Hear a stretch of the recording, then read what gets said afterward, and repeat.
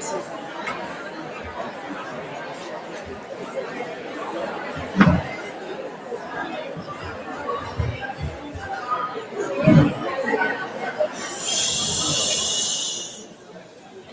still got some seats if people want to take a seat who are standing, and we're going to go ahead and get started. Just a couple of logistical things first. Welcome to the PV Art Center, and thank you to the PV Art Center for hosting this.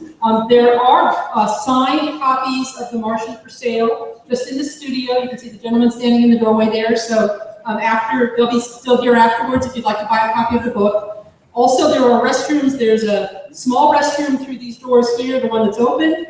And there are more restrooms if you go down the ramp and then kind of make a left up the stairs where the taco stand was. There are more restrooms there if you need them. We'd ask that you kind of keep your movements to the back of the room because we are filming and live streaming the event. With that, I'd like to say on behalf of the Palos Verdes Library District and all of our community partners, welcome to our annual One Book, One Peninsula community-wide reading event. This year featuring the novel The Martian by Andy Weir. Thank you all for coming on kind of a rainy day. I know we're not used to the weather. When the Palos Verdes Library District first conceived the One Book, One Peninsula program over 6 years ago, our vision was to energize the entire community by the shared experience of reading and discussing the same book. And judging by the response to this year's book selection, I think we've succeeded. That is in large part because of the combined efforts of all of the community partners who work together to sponsor and put on this program. As you know, the saying goes that many hands make light work. And while I think none of us would say it was light work, certainly the fact that we're working together as Peninsula organizations has made the whole process easier and more productive and a real pleasure. I'd like to take a moment to thank those partners. The Palos Verdes Art Center, thank you especially for making the venue available today. A lot, as you can imagine, went into that. The Palos Verdes Peninsula Land Conservancy, they have a stand at the back of the room if you're interested afterwards. Marymount California University, Palos Verdes Sustainable Schools also has a very interesting display at the back of the room. And of course, our very own Peninsula Friends of the Library. All of these organizations have participated in the planning, presented Martian-themed programs and events in the lead up to today, and helped with promotion. Without them, this year's One Book, One Peninsula would not have been possible.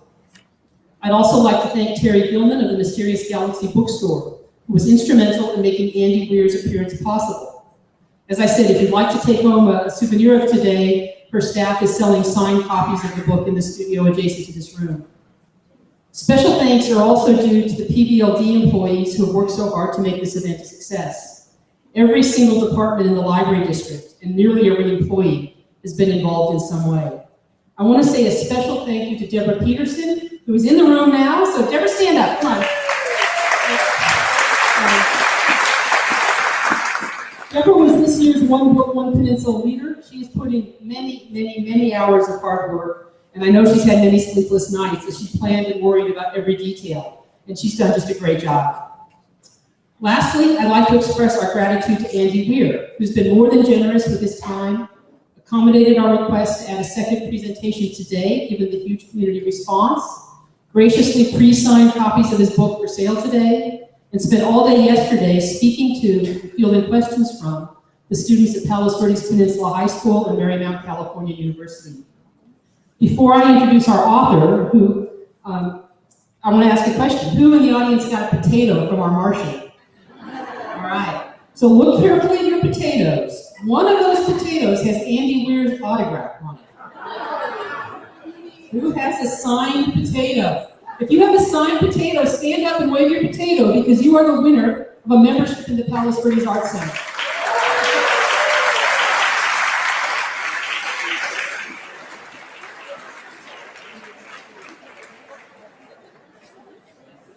So with that, it wasn't the Martian break. It's Aaron from the Art Center. And I'm going to give you a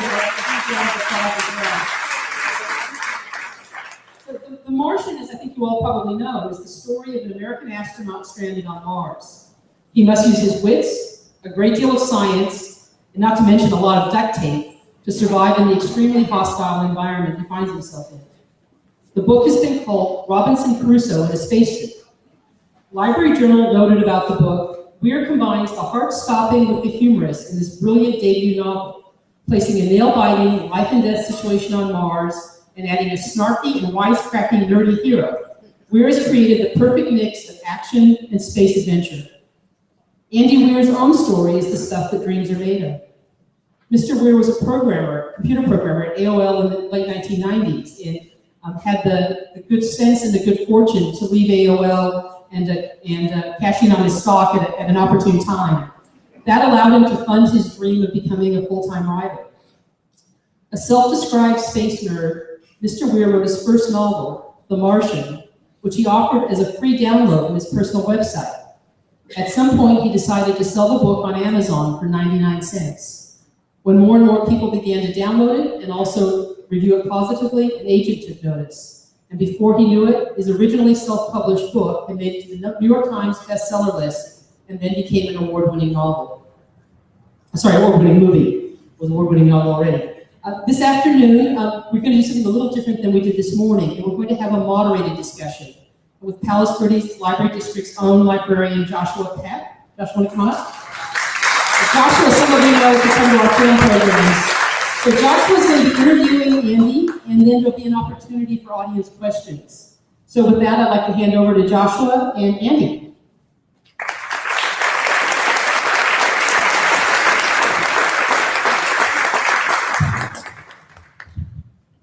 Andy is on his way.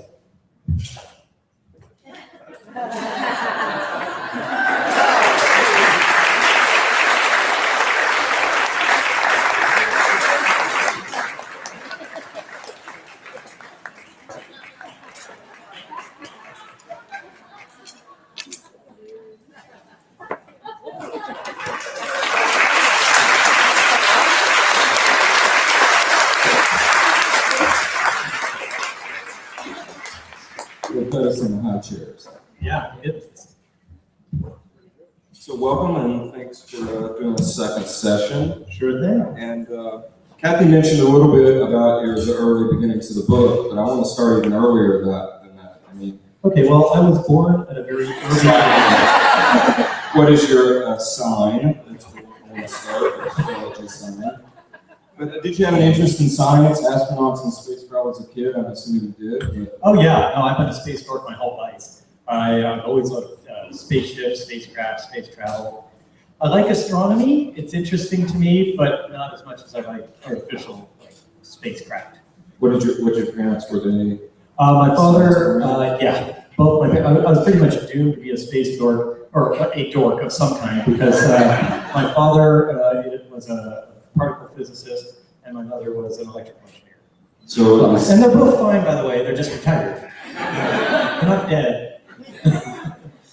So you had to have those interests, even if you wanted to branch out and do play T-ball, you were there reading physics books. Well, I mean, I was interested. You know, you're generally interested in what your parents do. Although I ended up a writer, so.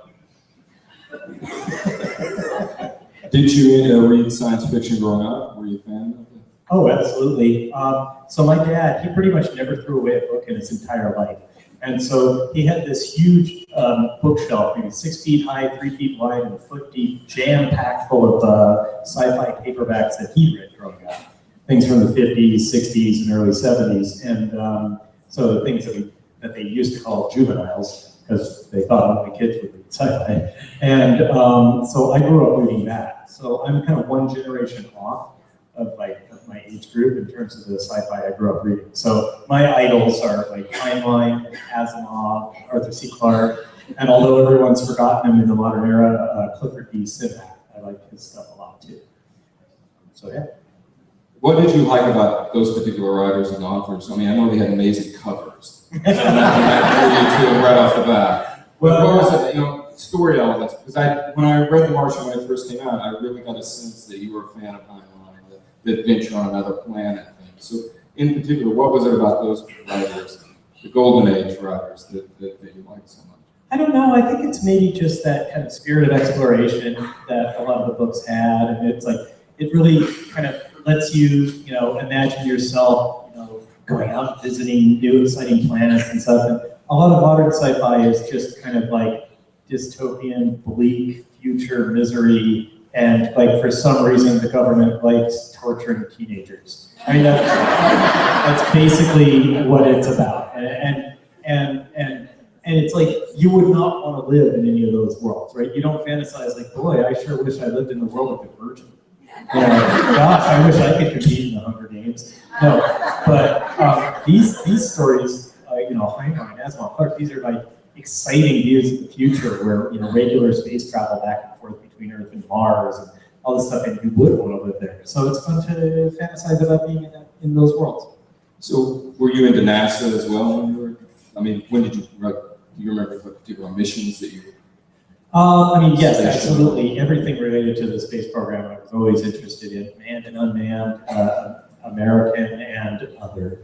And just kidding.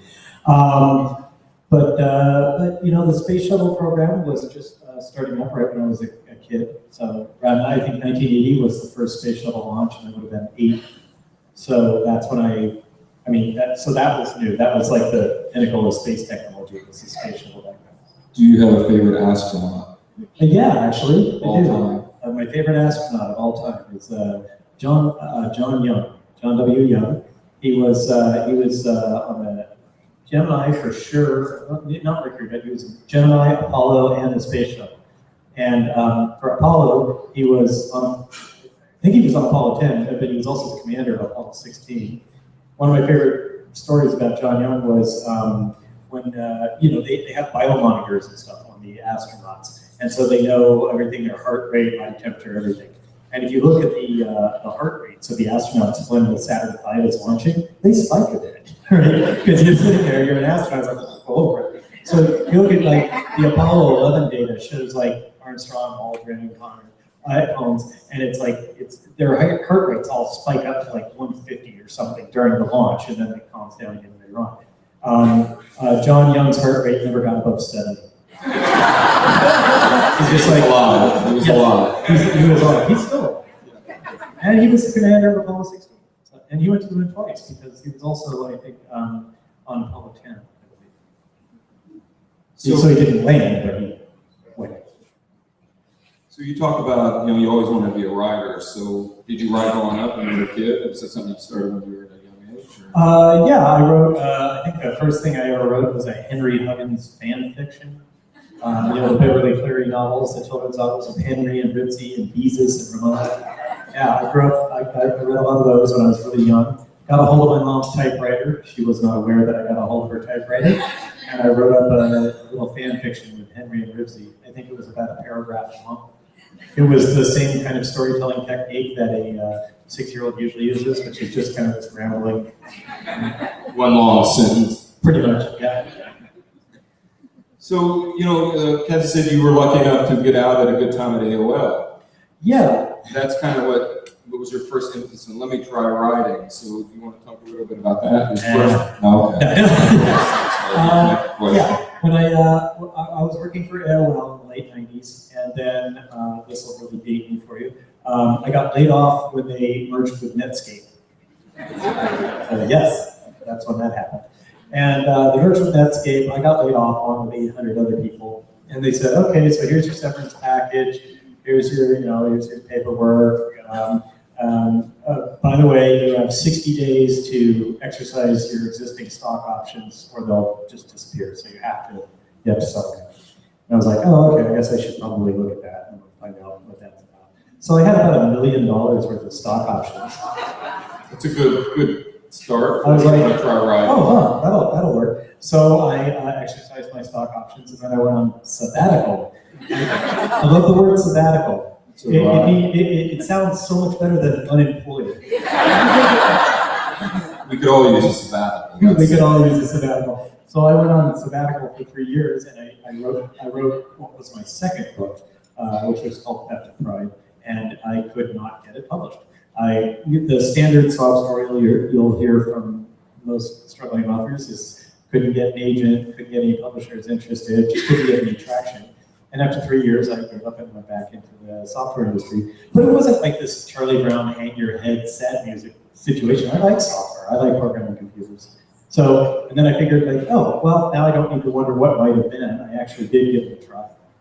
When did you write the first one? It's the second one. The first one I wrote, it was in college, and it is bad. It's so bad. I'm so very grateful to the fates or God or whoever you put in charge of these things. I am so very grateful that I wrote that before the age of the internet. So there are no digital copies online. People cannot find it. It's gone. The only remaining copy that I know of in existence is a printout that my mother has, and she won't tell me where she hides it. So you have to stay on her good graces, or she's threatening to publish it? She has a certain amount of leverage. Mothers tend to have leverage on certain things. Yeah, that's pretty bad.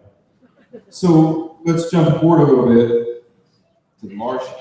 So what was the genesis of that starting? So I know you started as a serial. So how did it start as a serial? Well, so after going back to work, after my failure to get Theft of Pride published, I went back to work in the tech industry, and around then, that's when the internet started to really come into play. People had their own websites, and I realized, I have an opportunity here. I can tell stories without a middleman. I don't need to get published. I can write stuff, and people can read it. So I spent about 10 years slowly accumulating a regular readership. I had, I write short stories. I had some webcomics. I'm a terrible artist, but that didn't stop me. And also I made some serials. And in 2009 is when I started The Martian. At the time, I was working on 3 serials at the same time. One of them was The Martian. Another one was about aliens that invade Earth. And a third one was about a 19th century mermaid. So sort of an eclectic group of stories. And The Martian was kind of the most popular. It's the one I got the most feedback on. So I posted a chapter every 2 months or so. And it took me 3 years to finish it. What was the genesis of the idea? Was it just something very simple, just lone man on Mars, or was it? Well, I was sitting around thinking about, how could we do a manned mission to Mars? Not for a story, but just because that's the sort of dork I am. I like engineering challenges and just thought experiments. I'm like, okay, how do we get astronauts to Mars? What do they do when they're there? How do we get them home? Any mission plan needs to account for failures or things that can go wrong. And so I'm like, okay, so what do they do if this breaks? What do they do if that breaks? What do they do if these 2 things breaks? What's your backup plan for this, that, and the other thing? I started to realize that these things that could go wrong make for an interesting story. So I created an unfortunate protagonist and subjected him to all of them. for I am a mean and vengeful guy. He does go through quite a bit of things. Yeah, he has a lot of time. It's a lot of problems to solve. Yeah. But so, as you were thinking about it, were you already started the research process, or were you just laying in bed at night before you go to sleep and thinking about all these ways that he could die? Did you start researching a little bit as you started writing, or did you? I pretty much researched as I went along. So I would look stuff up as I needed to know it. I didn't do, so just that's kind of, I made everything up as I went along, pretty much. I mean, I had a vague idea of what I wanted the conclusion to be. But and a few major events that I wanted to have happen during the story, but that was about it. How often were you publishing the posts? Maybe once every 6 to 8 weeks. How about the mermaid post? How often were you well, early on, about the same, once every 6 to 8 weeks. But I would work. The demand would go down for the mermaid, and the demand went up for the Martian. I don't know. It's like I still get email about the mermaid story. Yeah, people are going like, "Hey, when are you gonna get back to work on that?" You have the name? Yeah, it's still out there. You can find it. I think it's actually pretty good, but now that I'm a science fiction author, I'm going to stay in that genre for a It could be a hybrid fantasy. It could be hybrid. That's true. So when you posted it, I'm curious about that because the internet's so wonderful about immediate feedback, and sometimes negative immediate feedback, sometimes positive. So when you posted out this community, you said you had a following of readers. How immediate was the feedback? Oh, it's great. I would get a bunch of emails the day I post, and overwhelmingly positive because these are people who are already mailing us, right? So they like my writing, The other big benefit was these are all hardcore science dorks like myself. So any math errors were immediately pointed out. It was like having 3,000 fact checkers. You know that one dork who's always in the back going like, actually. That's my readership, and it's also me. So I can't really talk. I'm the one who points out problems with Star Trek physics. And, So if they were correcting your mistakes, how much time are you having to exert to go back and fix things? How right were you? I mean, how right were you getting what you were posting? I was mostly right. Usually what they caught were kind of math errors, not big conceptual problems. So, I mean, it was usually just something as simple as like, oh, you did the math wrong on this, or you got the stoichiometry wrong on this chemistry equation, or something like that. Not like, physics does not work that way, So if they were fact checking you, so it took 3 years to do, so when it was over, you had a book to go to Amazon. We explained about that. When it was finished, the different process of adding different technologies and things like that. Well, yeah, once I finished, I thought I was done. And I figured like, okay, I posted the last chapter. Everybody, I hope you enjoyed The Martian. Now I'm going to go work on another serial or one of my existing ones or whatever. And then I started to get email from people saying like, hey, I love The Martian, but I hate your website. Because my website is awful. It's just white background, blue links, left justified. Click on it and you get a wall of text. There, read this, jackass. It's just like super duper user unfriendly. And people are like, so it's unpleasant to read it on your website. Can you make an e-reader version? And that I could download and put on my Kindle or Nook or whatever. So I said like, okay, I'll figure out how to do that. And that was pretty easy. You go online, there's lots of tools you can get, free tools for converting a document to an EPUB or a MOBI. And so I did that, posted those files to my website, said, there you go, now you can download it for free, or you can read it on the site or download it for your e-reader. Then I got an email from other people. And the other people are like, oh, hey, I love The Martian, hate your site. Thing is, I don't know how to download a thing from the internet and put it on my e-reader. Like, I'm not very technically savvy and I don't know how to do that. Can you just post it to Amazon so that I can get it through their system? Because I know how to do that. And so I figured out how to do that. And it was pretty simple. They have a thing called KDP, which is Kindle Direct Publishing. Any idiot can do it.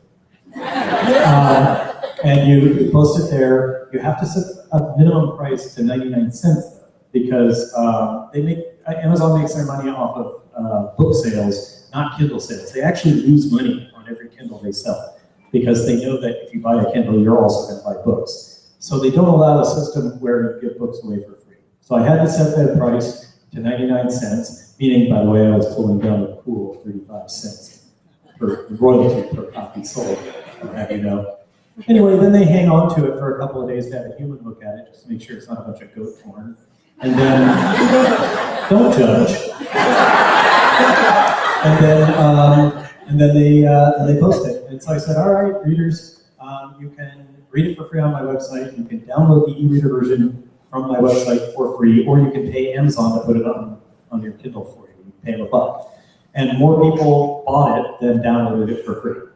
Just because that's the reach that Amazon has in the readership market, and people are willing to pay $1 to avoid technical hassles. And then started going up the charts. Oh yeah, it really started snowballing, and it sold and sold and sold. Once something starts selling well, then it shows up in the you might also like lists on Amazon. That makes it sell even better, and it got up into the top 20, top 10, and finally number 1 sci-fi. Then it really snowballs because somebody's like, I want to read something. I want to read sci-fi. I don't know what I want. Let's take a look. What are the top 10? That kind of logic is what a lot of consumers do. And so I ended up with these really, really high sales. And that attracted the interest of Random House for our print edition. So they saw how much it was selling. Yeah, they could see that it was selling. Well, they didn't have the numbers, but they saw it was number 1. Yeah. So that's the only number they really. Number 1 is always a good number. Yeah. So Random House contacted you, and then very soon after you had a deal, or that's kind of like the dream when people post something. It's like pinch yourself. Yeah. No, seriously, it is. What happened was an editor at Random House named Julian Pavia was considering reading the book. He wasn't sure if he wanted to do it, and he was talking to a colleague of his named David Fugate, who's a literary agent. And he said, like, I don't know if I want to read this or not. People say it's really good, and I think it's just a little too much kind of engineering porn or whatever. So what do you think? And David's like, okay, I'll read it. And David read it, and he liked it, and he contacted me and said, hey, do you need an agent? And so after 3 years of just not being able to get an agent to save my life, one comes knocking on my door. So I go online and make sure that it's real, you know, not a Nigerian prince or something. And I said, sure. And then he turned around to Julian and said, all right, Julian, how much you can pay us for this book? So that was cool. And yeah, so they started negotiating that book deal. So it got easy at that point for you. It was just happening in a whirlwind. Yeah, everything was just kind of coming together. Everything coming up in. And then the film, because it got the film rights. It was to talk about the film almost immediately when it was published. Because when I bought the book immediately, it already had the film rights. There were discussions about it. Yeah. Was that going on at the same time? Yeah, basically while they were negotiating the book deal, 20th Century Fox came for the film option. And so, but movie studios buy film options like breath mints. I mean, they'll acquire film options for like hundreds of titles for every actual film making. So it's not like this is, oh, we're making a movie, but it's cool. You know, it's a small amount of money. You'll get the large amount of money if they greenlight the movie, but you get a small amount of money and a business relationship with a major studio. So it was cool. Those two deals were being negotiated at the same time, and they came together. They're both agreed to 4 days apart. So yeah, I had to take a day off that week to go lay down. So you were still working? Yeah, at this point I'm still a computer programmer, so I'm like in my cube fixing bugs and running out to take a call about my movie deal. Back to the cube. So you did take a day off. Yeah. So after all the deals were brokered, how long did you stay at computer programming? Was it like Powerball money? You stayed at your job until the first bad day, and then you No. stayed for a while? Well, I stayed, first off, there was a long time between those deals being made and the book actually coming out. So I wasn't about to quit my job until I knew that I'd be financially stable about it, right? And so the book came out in February of 2014, and then it immediately went on the bestseller, the New York Times bestseller list. And I'm like, okay, so I'm gonna make it. I can do this. And then I think I quit my job about 2 months later, but it wasn't a take this job and shove it situation. I liked my job. I liked the work I was doing. I liked my boss. I liked my coworkers. I looked forward to going to work every day because they're cool people. And it was kind of part of my social life. And then, so now I was going to be a writer and I was going to be at home alone all day and I was going to miss the social aspects of work. Also, I really like working on a team. I like being, and software engineering, computer programming is teamwork. It's like there are 4 or 5 of you working on a project, collaborating, and I really like that. And so I kind of miss it. So now we're at the point where it got published, bestseller. Did Random House change that much from the initial serialization, or did they keep? They didn't make any changes at all. According to my agent, you know, this was my first rodeo, so I don't know. But according to my agent, it was very, very minimal editing pass. Basically, Julian, who was the editor, wanted some changes, but they were mostly like mechanical. Like, okay, this is clumsy word structure here. This is okay. You didn't describe the setting of this scene well enough before jumping into the action, or you have too many lines of dialogue in a row without anything breaking them up. It's that sort of like the wordsmithing aspect of things. They didn't want any plot changes at all. They made me put a spot in there somewhere where Mark broke down and got really angry, and so I threw that in.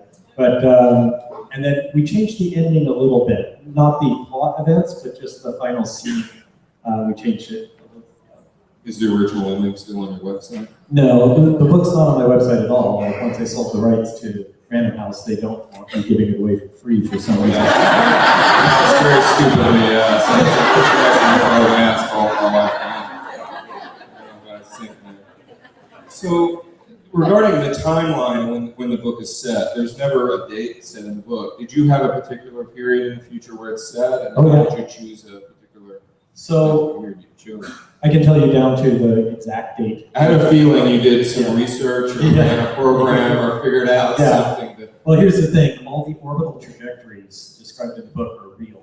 They're true, and they will work. So I did all the math on that. Hermes is a constantly accelerating spacecraft.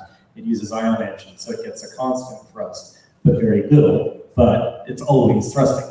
And so I said, like, okay, let's do the math on that. What's the most efficient way to get from Earth to Mars and stuff like that? Once I was about 10 intervals in, I was like, okay, I can either hang myself now or come up with some other way to solve this because I can't handle this now. So I said, what does NASA do for these things? NASA looks into, I mean, we have had ion engine driven probes in the real world, or real solar system, that have gone to places like the moon and stuff like that. I'm like, how do they work out these orbital trajectories? And the answer is just supercomputers and simulation.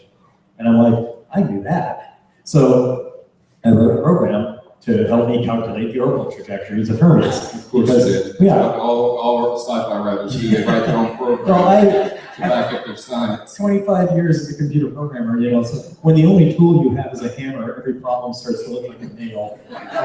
So I wrote that software, I calculated the orbital trajectories, and I'm like, okay, well that also required me to pick launch windows, dates, and stuff like that. And for plot reasons, I needed his time on Mars, or the original planned time on Mars, to overlap Thanksgiving.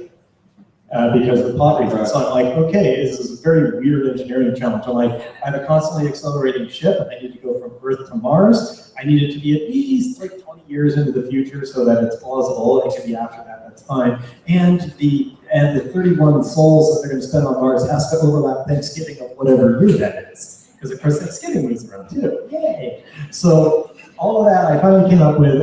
If you're curious, they landed on Mars on November 7th, 2035. They left Earth on July 5th, 2035. So 20 years, basically. Yeah, well, 20 years, 23 years from when I really know it. And then the events of the book take place well into 2037. But what's interesting is because I had all the exact dates, I could do a bunch of like super accurate things. I went way down the rabbit hole on the accuracy. Like for instance, the latency, the communication latency between Mars and Earth, Mars and Hermes, Earth and Mars, all that is accurate because since I know what date any given event is happening on, I know where Mars and Earth are going to be, so I know what their communication latency is going to be. Well, this is kind of a dork on dork interview up here, so you definitely earn your dork street cred, yes. So how did you keep track of all that math and science? I mean, were you having to consult it a lot? Because there is quite a bit of it in the book. Did you? No, I didn't know anyone in aerospace when I was working on the book. Nobody at all. I did all my research with Google. Oh.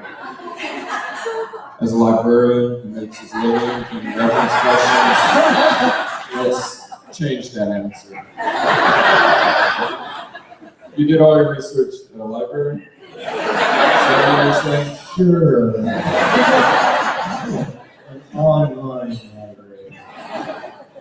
So what, you were just consulting of videos, of science papers? I mean, yeah, papers. Well, one thing is the space industry is extremely open with information. These are generally like scientific papers that people have written that are published. These are web pages that enthusiasts have made. Like all this data, this information is all very, very available. It's not like, you know, if you were going to make a story about like a US nuclear submarine or something like that, you might have a hard time finding some of the information you want. But this spacecraft and stuff like that, people are very, like the whole space industry, it's all about sharing that information. So it was easy to find. And I started off with more than a layman's knowledge because it's my hobby, right? So you take take a guy who's a gearhead, big fan of like cars or something like that. He'll be able to tell you all about, he'll just have this huge, vast repository of knowledge about makes and models of cars and stuff because you get knowledgeable about your hobbies. Everybody is, but this one's mine. Yeah, I love science fiction, but I'm not a science person. So when I'm reading a science fiction book, I just need it to be sort of believable for me as a reader.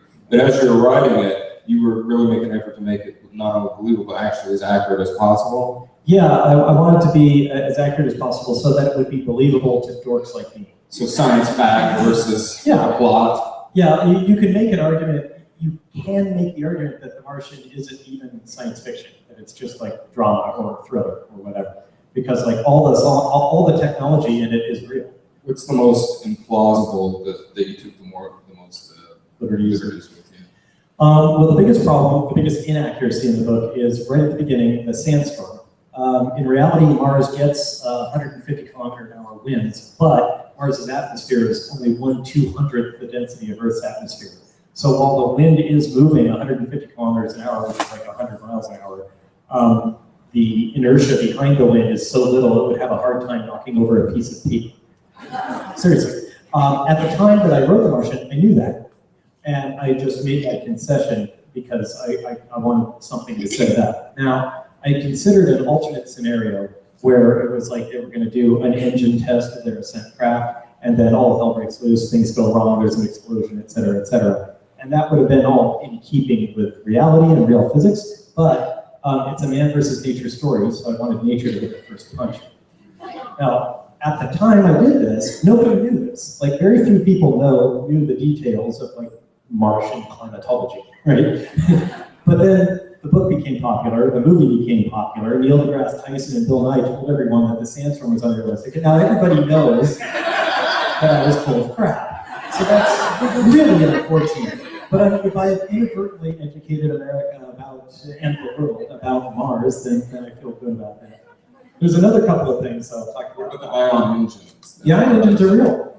Yeah, no, that's real technology, and there have been real spacecraft that use them. The Hermes, the version depicted in the book, it's much larger in scale than has ever been made in real life, but it's just more of the same. The oxygenator is real. We're sending an experiment. I'm doing this.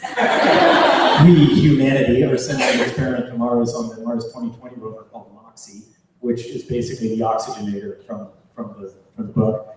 And all the other technology really exists.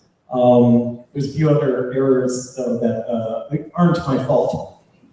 One of them is that, so in the book, there's like no water. He has no hope of acquiring enough water to grow his crops. So he goes through this extremely complicated process where he has to reduce rocket fuel to liberate the hydrogen and acquire oxygen from the CO2 in Mars's atmosphere, and then mix them together, and he blows himself up a little bit. Things don't really go well. Okay, after I finished the book, and it was kind of in line for, like the text was done, could not make any more changes. It was like off to the printers. Curiosity probe landed on Mars in Gale Crater, and it scooped up some dirt and said like, hey, there's a shitload of water in here. What they found out is that there's an enormous amount of water ice, little ice crystals in the yes, kids, thanks. I'm glad I could swear for the children. But hey, if they read my book, they got plenty of exposure. First line is first line, yeah. But anyway, so it turns out Mars has a huge amount of water in the soil. If you were to take your refrigerator and fill it up with Martian soil, and then drain out all the water that's trapped in that soil, you would have 35 2-liter bottles full of water. So that's how much water is. All Mark had to do was bring in dirt and heat it up. But I can get away with this because Gale Crater is thousands of kilometers away from Acidalia Planitia, which is where the story takes place. So I say Acidalia Planitia is a desert, and no one can prove me wrong until you send the photo. Okay, I got one more that I just felt the need to share with you. The University of Arizona controls the high-rise instrument on Mars Reconnaissance Orbiter. So MRO, Mars Reconnaissance Orbiter, is basically a spy satellite in orbit around Mars. I mean, it has the same imaging technology as the satellites we use to spy on other countries. And it can take photographs with a resolution, from orbit, it can take pictures of the surface of Mars with a resolution of 1 pixel per square foot. So if you guys look down at the ground, these tiles on the ground are about 1 square foot. That's how big 1 pixel is in the image. So that's pretty good from orbit, right? Like if you were to lay down on the surface of Mars, they would be able to see you. That's pretty cool. So anyway, they control that. The University of Arizona controls that instrument. And in the book, I give the exact latitude and longitude in Martian coordinates of where the story takes place. And they're like, hey, let's take a look at what's there. Because I guess they don't have anything better to do with their satellite. So they take a picture of it, super duper high res, and went, well, this doesn't look anything like Andy described.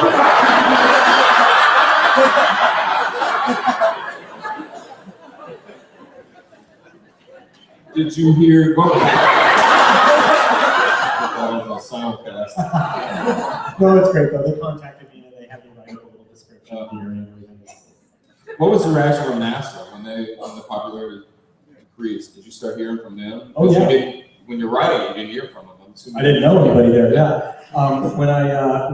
Even before it started to get popular, it got popular among NASA people first, you know, it's right up their alley. Got a lot of fan mail from folks that worked at NASA, but my favorite was, I sort of remember, it was Christmas Eve. I guess it must have been 2014, 2013, I'm not sure which one. But it was Christmas Eve, and there was a problem with a water pump on the ISS. And they had to do an emergency EVA, a spacewalk, to go fix it. And so the astronauts were prepping for that. And it takes a long time to prep.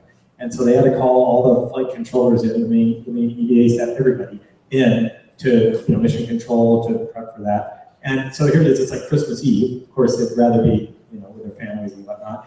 And the spacewalk and an emergency EVA has a lot of hurry up and wait. Because what they don't show you in the movies, and what I conveniently left out of my book, is that it takes about 6 hours to get ready for a spacewalk.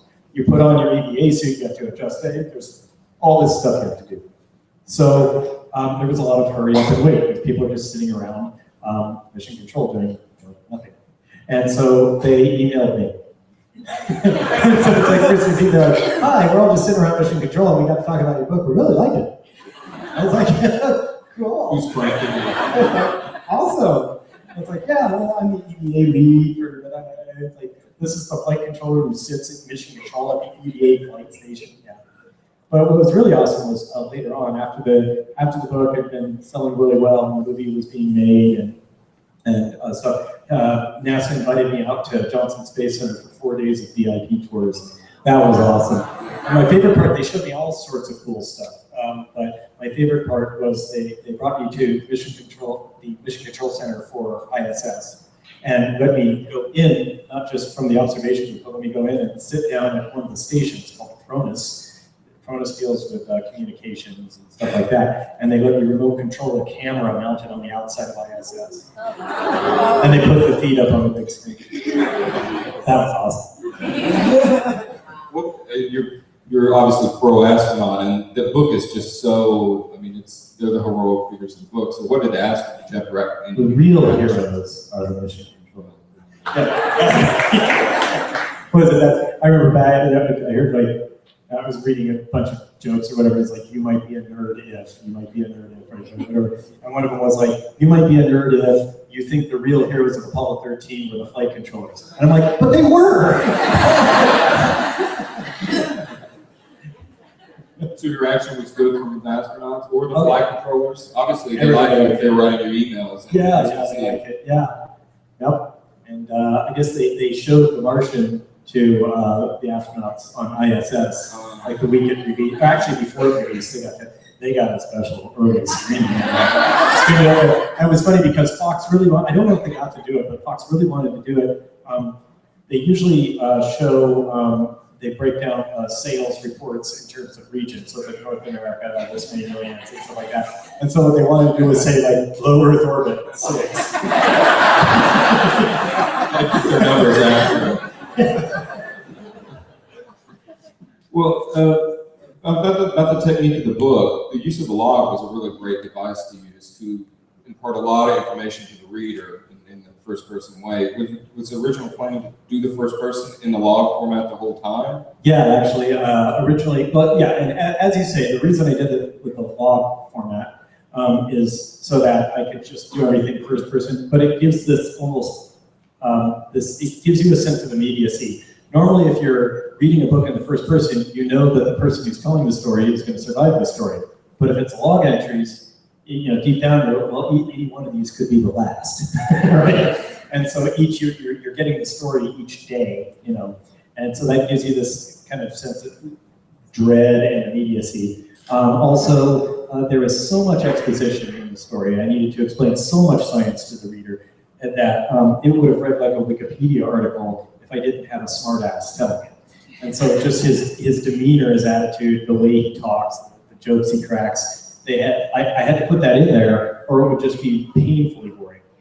So that was pretty much required. Well, I thought it was really wonderful when I'm sorry, I didn't actually answer your question, which was, did I plan to have a log? And yes, when I first started it, I imagined the whole thing was going to be nothing but his logs. And my original plan was he would just show up. Yeah, everything would be from his point of view. But then I'm like, wow, you know, there'd be a lot of really interesting stuff going on at NASA right now. And so I had to break away for the third person. That's kind of when I wrote the book, that's when it really started to take off for me, when it switches to the third person, because it's not just a survival story at that point, then it becomes a rescue mission. Mm-hmm. So there's this whole added element of tension in there that you got to build upon. Yeah, and I was torn on that when I started writing that chapter. I'm like, man, I think it was like chapter 7 or chapter 8 where we first 50 pages in. About 50 pages in, and I was just like, boy, this is a big change in tone. This is a huge change, and stuff like that. And then as I did that, I was like, okay, I'm kind of happy with how this is going. But even then, the reader feedback was all like, okay, this is pretty cool to NASA people, but they really just wanted to go back to spending time with Mark on Mars. Like, they really loved that character and his challenges and stuff like that. And I'm like, am I making a mistake? But, I'm pretty happy with how it turned out. Let's talk 70s TV. So We're ready. I mean, I'm not going to defend Dukes of Brilliant. I'm not going to defend Dukes of Hazzard, but I mean, there were some Norman Lear and Rocker Files. So did you have more TV in it? You pulled stuff Dukes of out. Hazzard were just two good old boys. That is true. Never meaning no harm. That is true. So did you have more 70s TV references, or did you cut some of those out, or? No, they were pretty much left. You run out of 70s TV to make fun of? No, I didn't think the appropriate amount of 70s TV, and especially 70s music. Well, we did a lot of events leading up to today. We had book clubs, film screenings, and things like that. This is actually a question from one of our book club readers, is why did you choose not to talk about Mark's past in the book? Did you have sections, did you write those sections and never post, or was it a conscious effort? It was a conscious effort. See, the thing is, I want to keep things moving along. For me, when I'm writing, I always ask myself, let's say you're laying in bed and you're reading a few chapters of the book before you go to sleep. That's how I read usually. There is a point at which you go like, all right, I'm tired. I'm going to put the book down. I'm going to go to sleep, right? So when I'm writing, I say, is this the part where the reader would put the book down?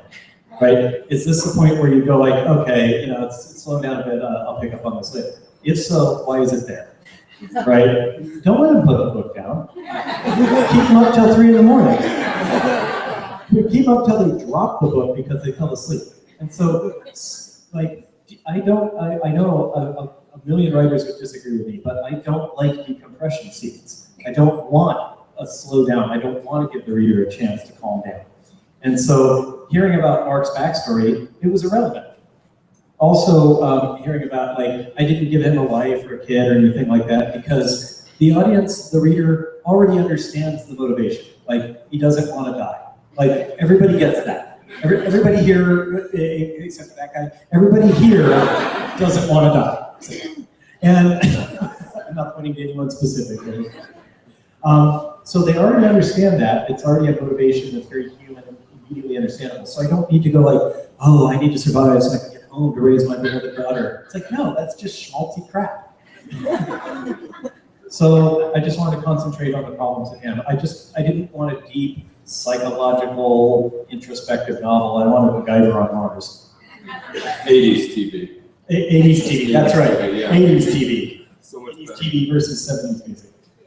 So, one of the things I liked about the book, and many things I love the book, but one of the things that jumped out for me is the heroic figures. We already talked about the astronauts or the mission control people, but there's scientists and botanists, astrophysicists and things like that. So when you go out and you talk to younger groups, such as high school yesterday, the college like that yesterday, I think one thing that has a lot of impact on the book with a lot of people is the book has such a positive way about science. Can you talk a little about reactions of people with the way you treat science and scientists and botanists and chemists and about what a positive thing that is? Well, I think there's like scientists in popular fiction often there's this scientist archetype that this character stereotypes. Yeah, right. And that it's just like, oh, they're kind of like, socially inept and their job is to do exposition to the viewer and then go away, But like I've worked with a lot of scientists. I worked at a national lab. I mean, I've interacted with a lot of people, and I know the kind of mentality that real world scientists have. and especially the kind of mentality that scientists have when they're developing things that human life depends on. I mean, I didn't know anyone in the space industry when I was writing the book, but I knew people in medical devices and stuff like that. And they understand that the stuff they're doing, human lives rely on this, and they take it very, very seriously. And they're not socially broken. I mean, they're just smart. So that's why, like in this story, the scientists are portrayed as just people, and this is their job, and they're dedicated. Obviously, they're kind of the cream of the crop because they're the people in charge of these entire sections of the space industry. The reactions from readers have been really positive, especially people with kids. They really like that their kids are seeing like kind of positive portrayals of science and STEM type things like that. They like that a lot. Also, people with little girls like the idea of like a female mission commander and stuff like that. Well, the book was optioned, so there was a little bit of a will it get made into a movie. So when you heard that Ridley Scott, the director of Alien and Blade Runner, was on to direct it, and then Matt Damon was set to star in it, that had to make you feel. Yeah. Yes, of course, it was very exciting. Yeah, I mean, once the two of them were signed. How quick was it once they were signed on to then actually make the film at that point? Well, quite a while, actually. I mean, once they were signed on, that's when the studio really started to take it seriously. But there's no point when you pop the champagne. It's just like, okay, well, they're signed on. Okay, now we're starting to cast some of the other roles. Okay, now we've got, Sebastian Stan and Kate Mara and Michael Pena and Jessica Chastain. Oh, now we've got that. They just kind of keep saying these people signed on, but it's all tentative, right? And they're like, okay, well, we've arranged studio space in Budapest, which is where they did the filming, the set filming was in Budapest. And it's like, okay, we've got that. Oh, well, they're making sets now. Until finally one day they send me a check. And they're like, okay, yeah, we're activating the movie contract now and buying the rights in proper, and here's your check. And that's the point at which it's green-lighted, because that's the point. So they buy the rights from you. They activate the contract the day that they generate intellectual property based on the work. So that's when they first shoot a scene. And that's when everything kicks in. So the first time they shoot a scene, they have to buy the rights from me, and they have to pay all the actors. So like Matt Damon got something like $30 million for the movie. As soon as he shot one scene, they're on the hook to pay him for all of that. So at that point, I'm like, now they're good. Now they got it. Even if they hate the project, they're going to need to finish it to offset their costs. When was the first time you saw the movie? At the premiere, or did you go to the premiere? I did go to the premiere, but that wasn't the first time I saw it. I saw it, Fox brought me into a viewing room at their lot. Did you give your stamp of approval? Or? Yeah. I thought it was a good adaptation. Oh, I thought it was an absolutely beautiful adaptation. I cried. It's my baby, coming to life. It's just like, I cried right away. I got really emotional when I saw the title placard come up. It's just like The Martian. So you're crying the whole movie? No, I kind of got it under control after a few minutes, yeah. So do you think, the book said 2035, do you think in our lifetime, will we go to Mars? Will we go to I think 2035 is optimistic. I'm going to guess more along the lines of 2050. But I do think it's going to happen, and it's going to happen in within a generation or so. And so my book is made to entertain, right, not to accurately predict the future. And I shamelessly evoked feelings of the Apollo program, right? With no regrets. Like I was just like, I'm going to make you feel the way we feel about the Apollo program. It's going to be that kind of excitement. In reality, I don't think the first humans on Mars mission is going to work that way. I think in reality it'll be a large international effort, kind of like ISS. It'll be all the countries working together. It'll be like NASA, ESA, Roscosmos, JAXA, ISRO, that's the Indian Space Agency, and hopefully CNSA, which is the Chinese. But I don't know. But the point is, it'll be a large collaborative international effort, so we distribute the costs and distribute the launches and everything. And that I think is how it'll work in real life. And I'm guessing 2050 for the time frame. Have you done a program to get the launch dates? Well, one of the first things, this is how far behind we are in getting to Mars, is that we haven't even picked an approach yet. There are like kind of 3 primary ways that we could send people to Mars. Number 1 is just the trans-Mars injection burn, just as a home and transfer. It takes 8.5 months, and it just takes this enormous, ridiculous amount of fuel. It would be very expensive, right? You need something like 10 times the mass of the ship in fuel. Okay, so that is a Mars, a trans-Mars injection orbit. That's one way. That's kind of how we got to the moon. Another way to do it is with a Mars cycler, which is where we put like a space station in orbit around the sun, such that it routinely comes near Mars and then comes near Earth. That's another option. That would take considerably less fuel and would be reusable. So you could it would be for mission after mission, you could do it. We have this 2-year cycle. It's actually called an Aldrin cycler because Buzz Aldrin helped develop it. He's a PhD, the guy's pretty smart. And then the third method is the system shown in my book, which is to use ion engines, which basically you need like a nuclear reactor or something and a way to dump the heat from the reactor. But if you have that much energy, if you're creating like on the order of like, kilowatts, megawatts of electricity, you can accelerate ionized particles out the back of your ship so fast that they actually pick up relativistic mass, and you don't need much reactant mass to get going, and then you can do this constant acceleration and things like that. But we, as a planet or whatever, have not decided which of those options we would even use to get to Mars. So we haven't even picked an architecture yet. So we've got some work to do. Well, my last question before we open up the audience, the ubiquitous, what are you working on now question. Mm-hmm. Will it be a science fiction book? Mm-hmm. Yeah. Will it be published online? No, well, I mean, it'll be serial. No, it won't be like that. I've already got a contract. It's going to be another hard sci-fi, another realistic science fiction story. This one takes place in the 2080s, 2090s range, and it's about a city on the moon. Yep. And then the hardest part for me was sitting down and working out the economic basis for a city on the moon. But I got it. Okay. Okay, I think we're ready for the audience questions.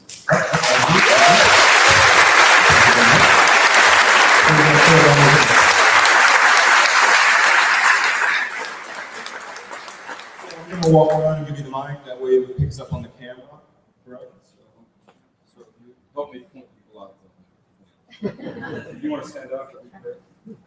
Hi, Andy. I'm my fiance Eric, and my daughter has a ticket to Mars for mission to Mars, lottery ticket. Oh. She wants to be an astronaut. She Okay. got accepted by Andy Weir, but I'm asking you, what would you say to her if she could get selected to go up there, being a female, and being that you inspire STEM? I'd just like to know what you would say to her. Well, for gender is irrelevant, right? I mean, it's like, I mean. But yeah, it's cool. It's cool. Kids interested in science is what we need, because they become adults who are scientists, and that's the quality of life of a civilization is based almost entirely on how clever the scientists of that civilization are.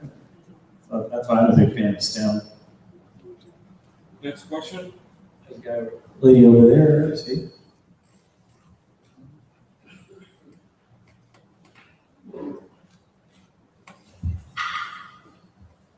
I was wondering if you had any interaction or collaboration with Elon Musk during the evolution of your story. No, I didn't have any interaction with Elon Musk at all. I've never spoken to him. I have a meeting with him next month. Oh, wow. And I don't know why. No, he asked for it.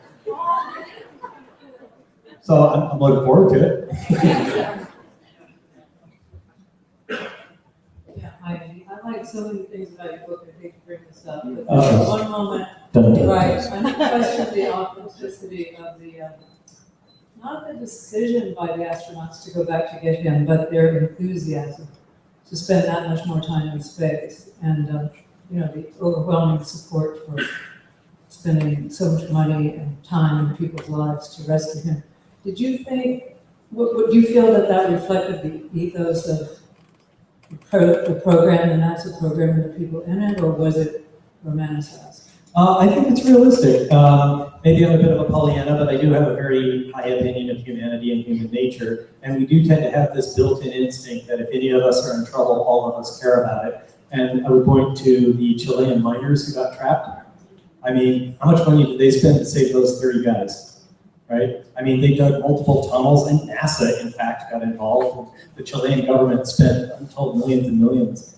I mean, this is how we work. This is fundamental. It's like there's a line in the book. If a hiker gets lost in the mountains, 1,000 people go look for him. That's what we are. That's why being human is cool.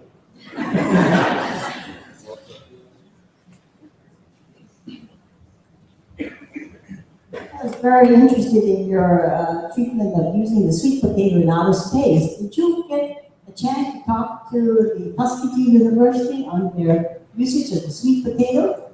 They had a contract with NASA, and I was wondering whether you followed up, whether you've gone to Biosphere 2 or the University of Arizona that were doing some experiments on plants that they're planning to take into outer space. I didn't. I mean, I didn't know anyone in the field when I was writing the book. I chose potatoes, like russets, not sweet potatoes. I have since learned that sweet potatoes have an even higher calorie per land area yield. But the reason I picked potatoes was because they have like just about the highest calorie per crop area yield of any crop that exists, and that's so I came up with an excuse why he had germinatable potatoes. But yeah, I have since learned that yams or sweet potatoes have even more energy in them, so that would have been cool. But no, I didn't have any collaboration or cooperation with these groups. I didn't know them.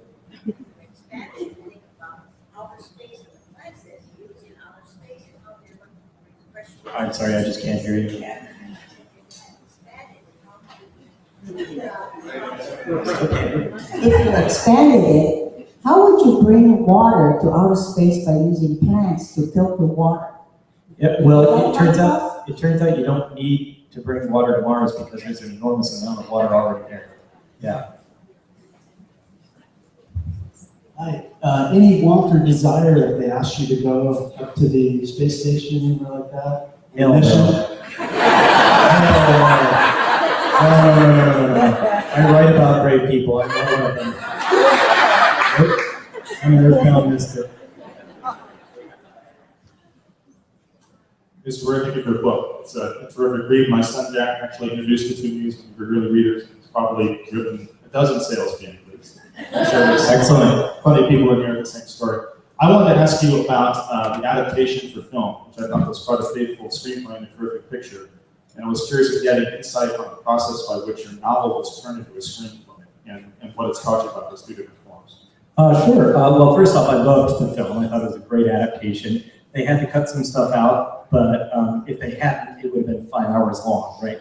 And the things that they cut are the things that I would have cut if it had been up to me. Now, my main job on the film was to cash the check. So I didn't have any input per se. I had no authority whatsoever, but they chose to include me. So I got to watch the whole process of Drew Goddard writing the screenplay. And he would call me pretty much every day while he was working on it, usually with technical questions, sometimes with creative questions, sometimes when he was reworking a scene, he bounced ideas off of me and stuff like that. But yeah, I mean, I got to read revs of the screenplay and see it come together.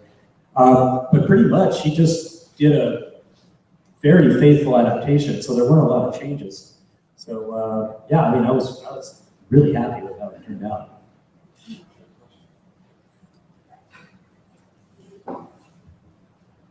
Hi. So being in the organic fertilizer business, I really dug the plot points of the humanure that the character used to plant and fertilize. What was that? Night soil. Night soil. That's what they call it. They do, and humanure. Humanure. I hadn't heard that. Oh yeah, there's a whole book. Oh, okay. Humanure. Humanure. Yeah, it's awesome. So thanks for doing that. That was awesome. But also, did you have any pushback? A lot of people hate anybody who uses human waste for fertilizer. Did you have any pushback from haters? This question. No, I didn't get any pushback. I mean, I got some people claiming that it wouldn't work well, but so that was a scientific argument, not an ethical one. And I don't think anybody questions the things that a desperate man does to stay alive. As for the scientific argument, the main reason not to use human waste as fertilizer is because it would transfer diseases around your population. Whereas if you use bovine waste, you're not really, with very, very few exceptions, you are not susceptible to viruses that affect cows. So any contagions in the cow manure that make it into the plants they just die in your body because you don't have the kind of cells that they're after. But human waste has human contagions and pathogens, and so that's a great way to spread disease. Now, in the case of Mark, he was on Mars by himself. So the only pathogens in his waste were the pathogens his body had already built up antigens and immunities to. So he was unaffected. But also in the real world, I mean, you could use human manure as long as you sterilized it in some way. Yeah, and then You can cook it, basically. I mean, the microbiology, I asked the microbiologist, would it transfer that biology in your body to the soil biology, because they're a little bit different, but it does help to grow plants. I was wondering if they challenged you on that level. No, nobody challenged me on any of that. The only challenges on that part of it came from, you shouldn't use human manure because it makes you sick. I'm like, well, actually, technically, it's other people's manure that makes you sick. Yours is fine. It's in your body right now.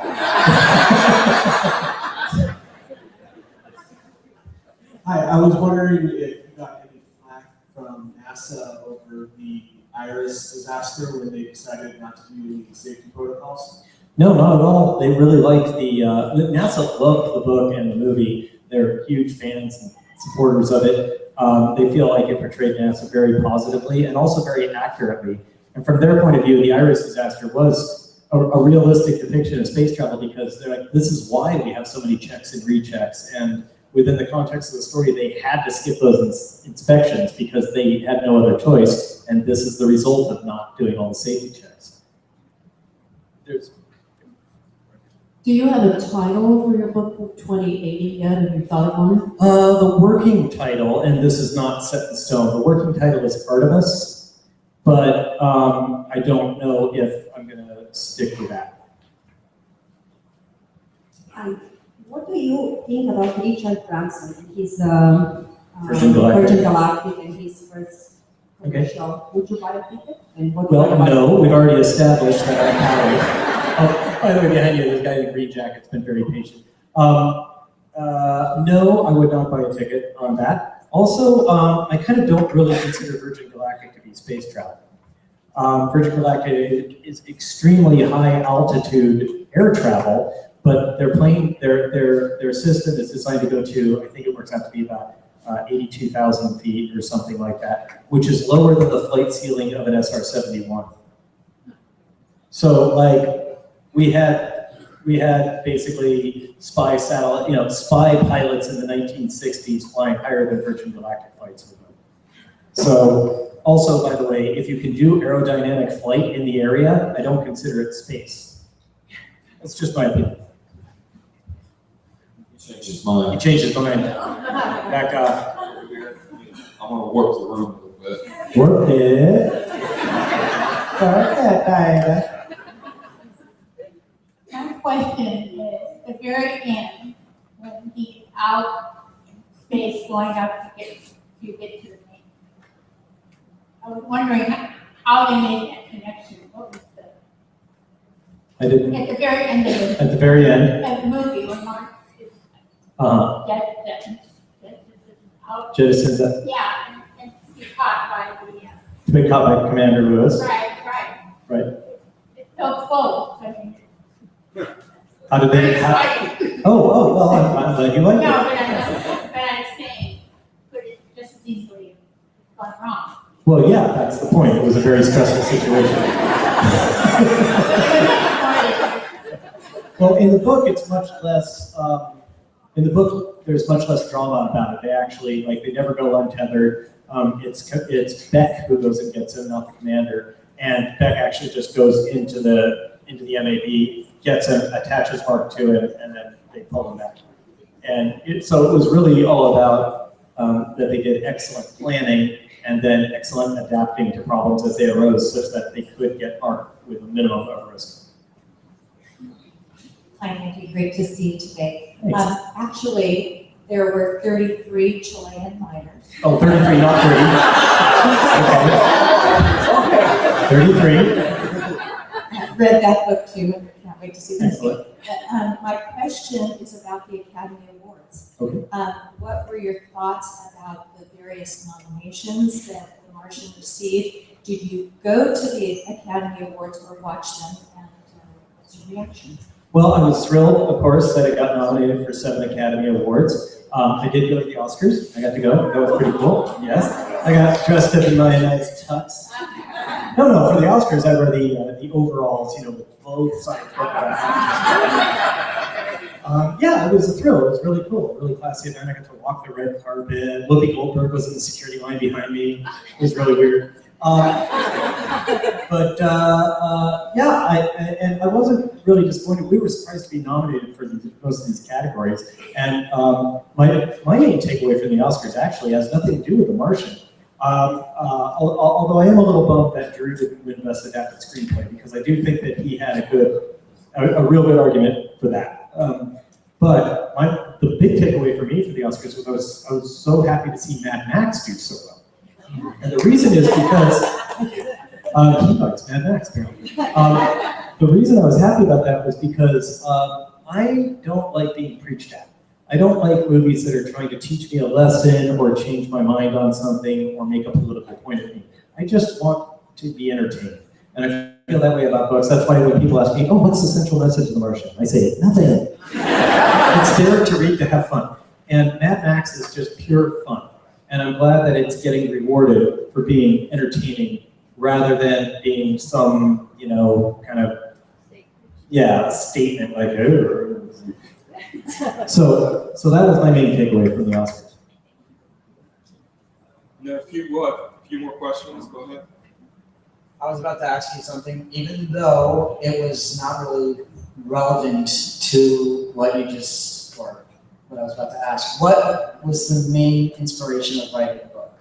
I was about to ask. Okay. Well, the main inspiration was just, we touched on it earlier. I was just thinking about how a manned mission to Mars could actually work. And once I came up with all the things that could go wrong, I thought, like, ooh, this could make a good story.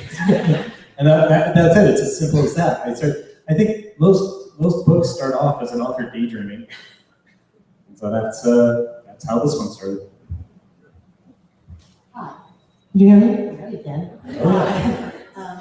I have a question since I've been listening to you for the last hour or so. How much of the character of Mark is based on your own personality?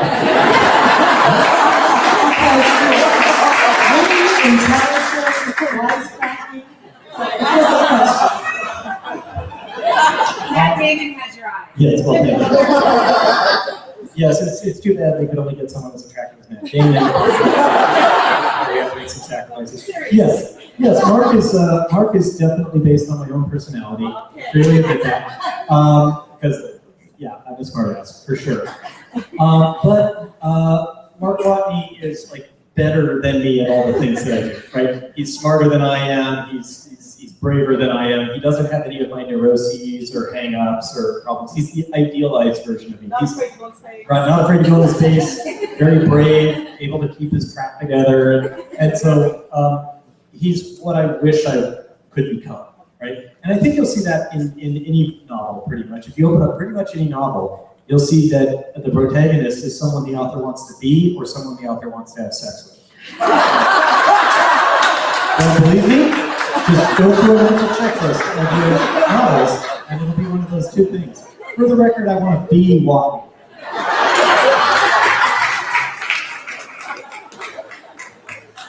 Hi, I was just wondering, really quickly, what was your favorite part to write in the book? And also, what was your favorite part to read, going back and reading it or watching it? What was your favorite part to write? Well, okay, so different answers for reading versus watching. My favorite part to write and later read, the part that I just liked the best was the launch status check and build up for the IRIS probe failure. So it's just like this building tension as they go through all the launch status check stuff where it's like, PTO, go, FAO, go, booster, go, going through all that stuff. And then the tension builds, you see all the characters everywhere. Every character except Mark is involved in that one way or another, and then builds up and builds up and builds up, and then it fails. Like the probe fails, and it's devastating. So I felt like I did a really good job on that of just like giving the reader an emotional high and excitement, tension, and then devastation, and then yeah, that's like this is why you stay up till 3 reading my book, right? So that's what I felt best about in the writing. In the film, what I loved the most in the film was Ridley Scott's panoramic views of Mars, the visuals. And you can't really describe landscape in a book. You can give a couple of sentences of saying, you can describe it quickly and hope that the reader's imagination takes it from there, or you can spend page after page describing it in great detail, in which case the reader's going to throw the book away. So you can't really describe like landscape and scenery, but you can show it in a film, and I thought it was just beautiful. And Ridley's known for that. I mean, all of his movies, there's always like, he always spends time showing you that world. He's like, okay, in Blade Runner, it's like, this is the city, you know, in Blade Runner, and with the Exodus, you see like ancient Egypt, these huge panoramic things. So, yeah. Hi, so I'm a science teacher, and I don't know if you realize the scope of people that you have reached with this book, and it kind of sparked the interest in science and astronomy again. And I see my students coming in asking all these questions about your book. I mean, it's just a huge impact you've made, and I'm wondering, when you wrote this book, did you keep in the back of your mind, maybe kids are gonna read this, or I know that the whole Scholastic version came out and everything like that, but I mean, how does that kind of, I mean, do you realize the scope that you kind of made and it kind of like crazy? Well, I mean, I realize it now, since it came out, but at the time I wrote it, no, I never imagined that it would be anywhere near as popular. I thought I was writing for a small, tiny, niche audience of like hardcore science dorks who wanted to see the math, people like me, you know. I thought it would be like a few thousand people worldwide would enjoy this story, and I was writing it for them. I had no idea it would have this kind of effect or appeal. Yeah, and for those who are curious, there is we're calling it a classroom-friendly edition coming out in May, and it just has, it's the exact same story, all the same everything, it's just the swear words are replaced with soft swear words.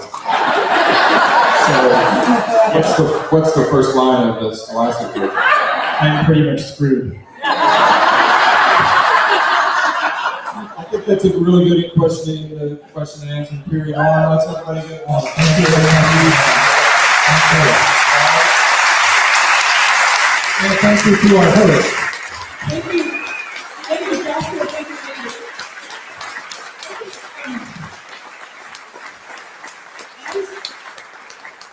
As we were preparing in the last few weeks for this, I had a very sort of a synchronous event happen, which was an email came across my desk, and somebody was actually, legally or not, selling deeds to acres on Mars. So I thought this is a perfect thing for Andy. And I know he probably sold a little piece of Mars, but I thought he would enjoy it.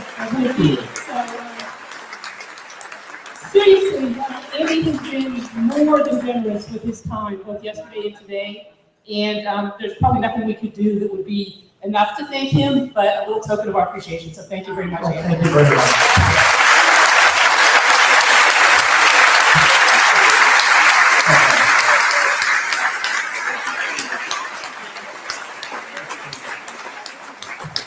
Thank you all for coming this afternoon. We hope you've enjoyed it, and stay tuned for our next year's One Book, One Peninsula.